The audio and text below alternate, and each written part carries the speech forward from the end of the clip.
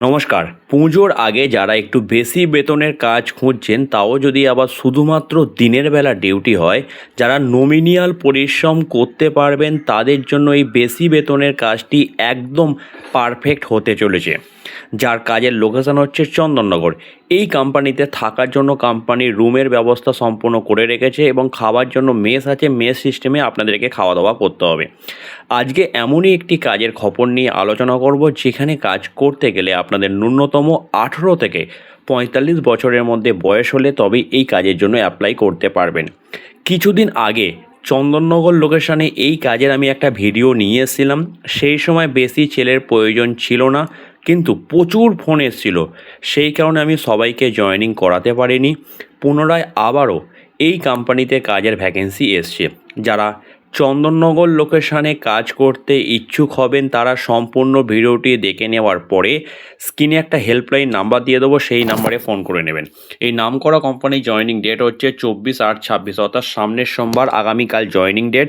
সকাল 10টা থেকে 11টার মধ্যে সরাসরি চন্দননগর স্টেশনে আপনাদেরকে আসতে হবে। এখন এই কোম্পানিতে কাজ করতে গেলে স্টার্টিং আপনাদের বেতন দেবে 15,000 টাকা, যেটা 30 দিনের ভিত্তিতে স্যালারি। অবশ্যই আপনাদের নো ওয়ার্ক নো পে সিস্টেমে কোম্পানি রাখবে। তার মানে যেদিন কাজ করবেন সেদিনের পয়সা পাবেন, যেদিন কাজ করবেন না তার কোনো পয়সা পাবেন না।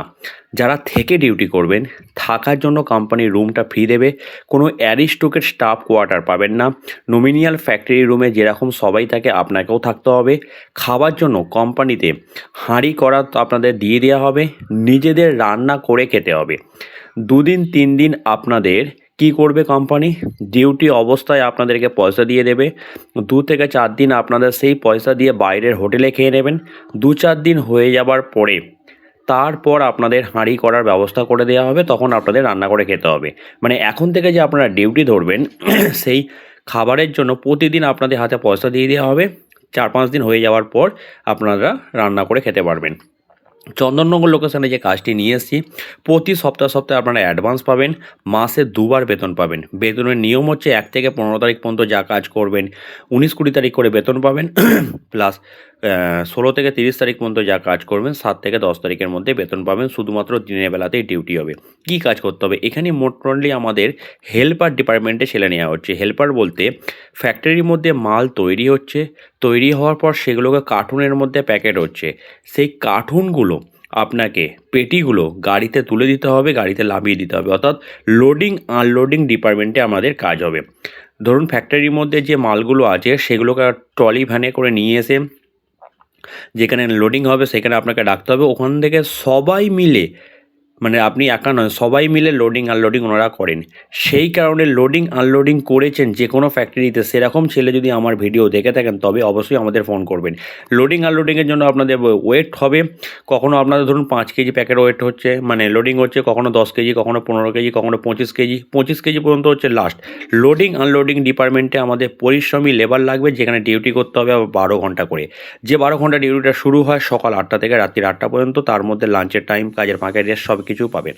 যারা লোডিং আনলোডিং ডিপার্টমেন্টে কাজ করবেন স্ক্রিনে দেওয়া নাম্বারে এখনই যোগাযোগ করুন। সকাল 9টা থেকে রাত্রি 9টার মধ্যে যে কোনো সময় যোগাযোগ করে নিজের নামটা নথিভুক্ত করিয়ে নিন। যখন ফোন করবেন অবশ্যই মেনশন করে দেবেন যে আমি চন্দননগর লোকেশানে লোডিং আনলোডিং কাজের জন্য নাম লেখাতে চাই। এই কোম্পানিতে কাজ করতে গেলে কোনো রকম শিক্ষাগত যোগ্যতার প্রয়োজন নেই।